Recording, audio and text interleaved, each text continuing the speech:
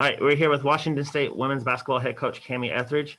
Coach, your team is coming off of a 2-0 season opening week. You guys picked up a win at Washington to open up Pac-12 play. Then you jumped out of non-conference play, picked up a come-from-behind win over Idaho, where your team scored 32 points in the third quarter. How has your team been able to respond off that 2-0 start here in practice, and just where are they mentally, and what are some things that you've seen out of the weekend that you would like to tighten up?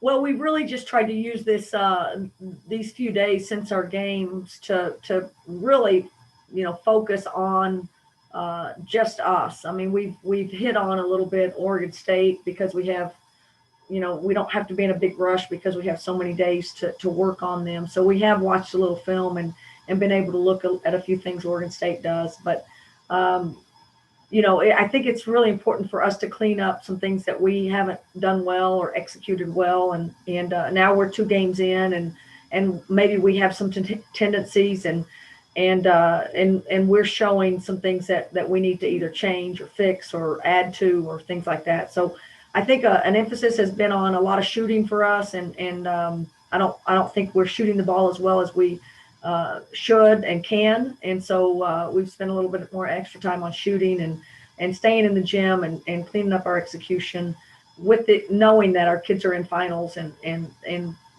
we can't go too long and too concentrated. We gotta get them out of the gym at the same time. Talk a little bit about this week. On Monday, one of your freshmen, Charlie Sledger-Walker, was named Pac-12 Freshman of the Week. She scored a combined 49 points, which is the most points scored by a WSU player through their first 2 games by anyone here. Just what did you see out of that performance, and just what are your thoughts on her winning that award? It's just got to be great having her bring home some hardware after her first 2 games here. I've been telling people ever since she got on campus that she's the real deal and a really, really good player. And I don't think anyone in our gym is too surprised because she's such a, she's just a gamer. She's a great practice player. She's got a skill set that I don't think is as good as anyone in the country. I think you're going to now be challenged. People are going to want to stop her, and there's going to be an emphasis in that. But the reality is that's what she's lived her whole life in playing in New Zealand and in a really successful high school program, but also, as on their national team.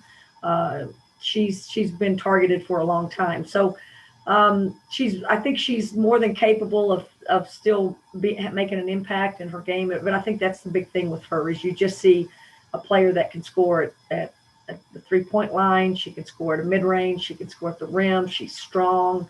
She's got great passing abilities. And like I said, the thing that just sets her apart so much to me is her IQ and feel for the game that just, other people are better on the floor when she's on the floor with them.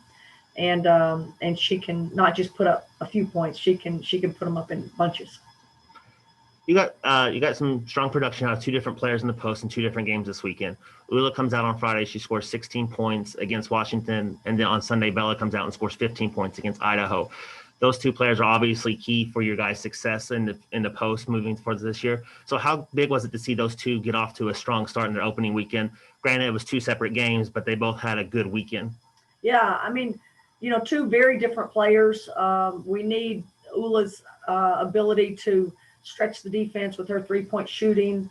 Again, her IQ is off the charts, and she understands what she needs to be doing for us to be successful. But scoring punch, she should and needs to give us that scoring punch. Bella is completely different. She's the one big presence that we have that has that kind of offensive potential. Emma Nankervis can also come in and give us minutes, but as far as an offensive player, Bella really is a threat from the low post to get us some points. And not only that, but we just need those 2 positions that I think we've just got to continue to make inroads in is those guys have got to commit to rebounding the basketball. And when there's the 4 and the 5 spot, we've got to get close to 20 rebounds in those 2 spots. And that's an area where both of them need to grow and both of them need to take a little bit more pride in because we can't afford to not rebound in those positions. But again, I think for us to be ultimately really, really successful, we need 4 and 5 people in double figures. So if we can get them all in the same game, that'd be great. But I like the fact that both of those guys are scoring. You talked a little bit about rebounding. That was kind of a key last season. You emphasize and preach a lot. You want to get better on the boards. You want this program to get tougher and stronger on the boards. Your team was able to out-rebound an Idaho team that was the leading rebounding team that coming into the nation. I know that their top leading rebounder got hurt early in the first half, so that kind of could potentially skew some numbers one way or another. But you had to like the performance that you've seen out of your team on Sunday against a Idaho team that crashes the boards really hard. I thought in both games, UW and Idaho, both of them shoot a lot from the perimeter and balls rebound long, and UW was really physical going to the boards from the perimeter, and I think those are really hard to get your guards to engage and be active on the defensive board. I thought in both of those games we really looked night and day different from a year ago. I think. Again, I just think the bodies that we have on the court this year, they're a little bit stronger in more positions. And again, I keep going back to high IQ. They're thinking about the play that they need to be doing at that moment. And that includes rebounding and finishing the play with the defensive board. So I don't think we've been great offensive rebounding, but I think the defensive presence and sending 5 people and having 5 people check and go to the boards has significantly improved against 2 difficult opponents. But we're about to really see much more length. And so it's a great challenge that's about to happen to us in this next weekend. And speaking of that length, you're going to play an Oregon State team here on Saturday that has, I believe I counted 9 players that was over 6'1". They have a couple of players that are 6'9". How is your team preparing for that length and that size? I know you've seen it last year against them. It's a conference opponent, so you're used to it. But how are you guys getting ready for it to see it for the first time this season? I don't really think there's much we can do. Again, we don't have practice guys this year. In years past, we'd have 6'5" and 6'6" practice guys. So again, all you can do is emphasize who you are and how we're going to attack.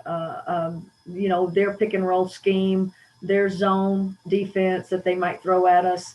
And again, that's just part of us growing. We've played 2 very different teams in UW and Idaho, and that's great. I think we were successful in at least coming away with wins, even though we weren't perfect in those games. And now, I think we just need to turn it around and a completely different team. Very, very, very good 3-point shooting team. Idaho was too, but lengthwise, I mean, Oregon State and then Oregon are just, big, strong kids, long, that can really stroke it and then isolate you in the post. So they both of these teams really create a lot of problems for anyone that they match up with. And again, we can't get overwhelmed with the other team. We just have to stay focused and find ways to get 80 points on the board. You got to find ways to score against these teams if you want to have any success at all. After a really long layoff, you're supposed to start the season November 25th. You had a few games postponed because of COVID reasons. You're now hitting this stretch now that you're going to play 3 games in 4 days. Is your team excited about this after a long layoff? Because they have to have some rested legs and some fresh legs entering the stretch. It just seems like every time we get going, we're going to have a break. We thought we were getting going and then got caught with some kids out of practice with contact tracing and things like that. And now we're starting to get go. And right after this, we're going to have a 4, 5, 6 day break for Christmas. But they're always excited about games. I don't know always about practice, but they're always excited about games. And again, I think a lot of them are just trying to grind through. We didn't take a day off since our last game. So, we really need a good day off, and that's coming tomorrow. And I think they need, they've been spending a lot of mental,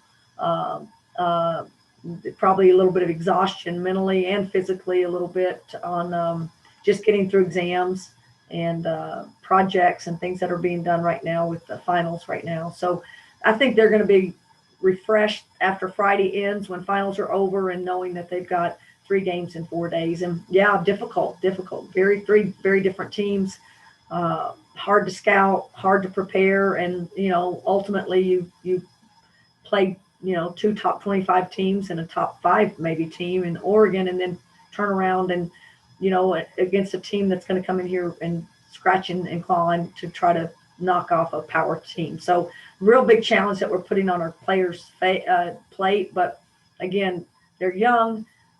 They know they're about to get a Christmas break. They love to play. And again, I think it just goes back to, I feel good about our depth, and I feel like we can play a lot of people and stay somewhat fresh and And again, we want to build on this. We want to grow, and we want to understand what we need to do to be successful, not only against Oregon State, but Oregon and Eastern. So it helps us as we go along the season.